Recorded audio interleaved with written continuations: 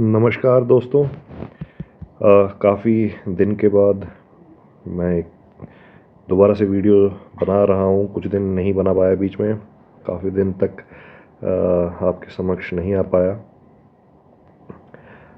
तो अभी आज से मैं डेली कोशिश करूँगा। डेली हम हिंदू में आने वाले जितने भी आर्टिकल्स हैं उसको काफ़ी गहराई से पढ़ेंगे। तो मुख्य उद्देश्य ये रहता है, आपने किसी आर्टिकल को पढ़ना है, उसमें जो चीज़ आपको नहीं समझ में आ रही, जिस भी चीज़ के बारे में आपको जानकारी नहीं है, उसके बारे में जानकारी हासिल करनी है। तो ये एक आर्टिकल है, Jaishankar discusses ties with Trump's NSA choice.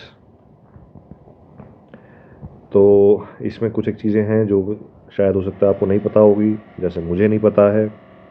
तो उसके बारे में मैंने पता लगाया और मैंने आपके समक्ष पहले तो इस आर्टिकल को ऑर्गेनाइज तरीके से रखा है कि इस आर्टिकल में लिखा क्या क्या है, और फिर जो चीज़ें समझ में नहीं आई है उसको मैंने इसमें समझाने की कोशिश की है। और ऐसे ही हम धीरे धीरे करके हमें ज़्यादा स्ट्रेस नहीं लेना है। आप किसी भी कॉम्पिटिटिव अगर एग्ज़ाम की तैयारी कर रहे हैं तो आपने डेली पढ़ते रहना है, चीज़ों को डेली याद करते रहना है, मतलब समझते रहना है, और सबकॉन्शियस माइंड में आपको धीरे धीरे धीरे धीरे करके चीज़ें एक के बाद एक लेयर बनता चला जाएगा और चीज़ें आपको याद रहने लग जाएंगी। ठीक है, तो आइए देखते हैं इसमें आर्टिकल में क्या क्या लिखा है। सबसे पहले तो मीटिंग की डिटेल्स दी है कि जो एक्सटर्नल अफेयर्स मिनिस्टर हैं हमारे एस जयशंकर, उन्होंने मुलाकात की है किससे? माइकल वॉल्ट से। और ये कौन है? ये जो प्रेसिडेंट इलेक्ट, अच्छा ये टर्म है प्रेसिडेंट इलेक्ट, इसका क्या मतलब है कि डोनाल्ड ट्रंप प्रेसिडेंट बनने वाले हैं, जो अभी प्रेसिडेंट बनेंगे। ठीक है, president elect Waltz is the president elect Donald Trump's nominee for national security adviser. ठीक है, जो सिक्योरिटी का सलाहकार होता है। Wide ranging conversation between Jaishankar and Waltz on India US bilateral partnership and global issues. तो ये जेनरिक पॉइंट है कि इंडिया और यूएस के बायलैटरल पार्टनरशिप के और ग्लोबल इशूज़ के बारे में चर्चा हुई। This meeting occurred during Jaishankar's official visit to the US from December 24 to 29।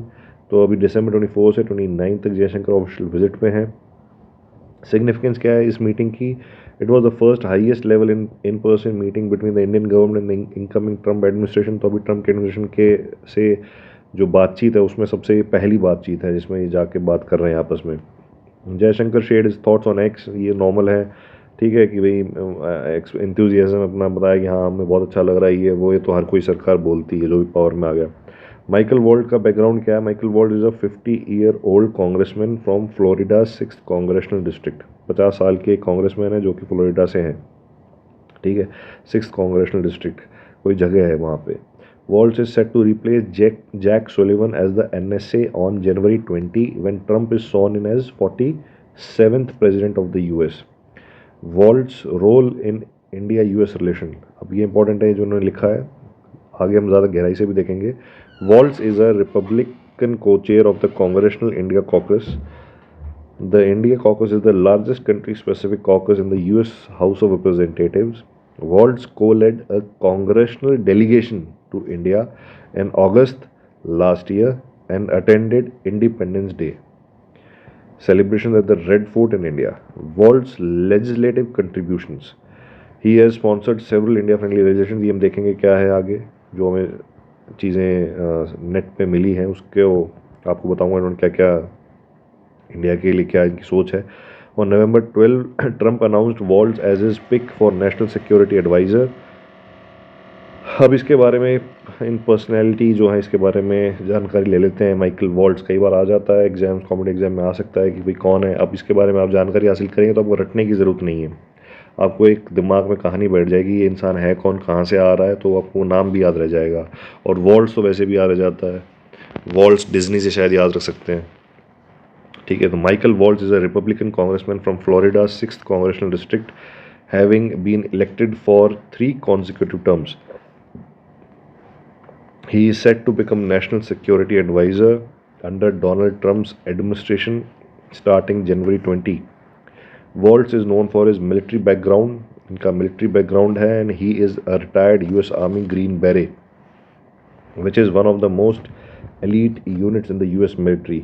Before entering politics, Waltz served in the Pentagon and as a defense policy director के तौर पे for former Vice President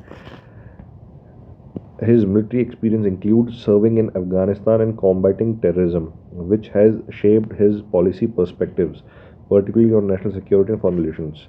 Politically, Walz is aligned with the Republican Party and his policies often reflect conservative values, particularly on defense, foreign policy, and economic issues.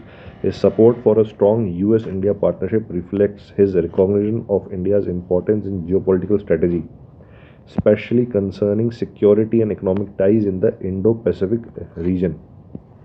Waltz also has an educational background from the Virginia Military Institute, which provided him with military training and leadership skills that have influenced his career in politics and public service. Explanation of terms and concepts. अब इसमें कुछ एक चीज़ें आपको नहीं समझ में आई होंगी, जैसे कि मुझे भी नहीं समझ में आई, तो मैंने पता लगाया क्या है। 3 term congressman from the 6th congressional district of Florida. इसका मतलब क्या है कि Michael Waltz has been elected 3 times as the representative of Florida's 6th congressional district in the US House of Representatives. Congressional terms last 2 years, 2 साल के लिए last करता है। So he has served in the House for approximately 6 years. The 6th district is a specific geographic area in Florida that Walz represents, and he works to address the needs and concerns of the voters in that region. Co-chair of Congressional India Caucus. अब इसका नहीं समझ में आया होगा, कई लोगों को कॉकस का मतलब समझ में नहीं आया होगा, आगे देखते हैं। The Congressional India Caucus is a bipartisan group in the US Congress dedicated to strengthening relations between the United States and India. Waltz being the co-chair means he plays a leadership role in coordinating efforts to enhance collaboration, trade, and diplomatic ties with India. It is a country specific, meaning it focuses solely on India related issues. The fact that it is the largest country specific caucus reflects the importance both nations place on their bilateral relationship. Largest country specific caucus in the US House of Representatives.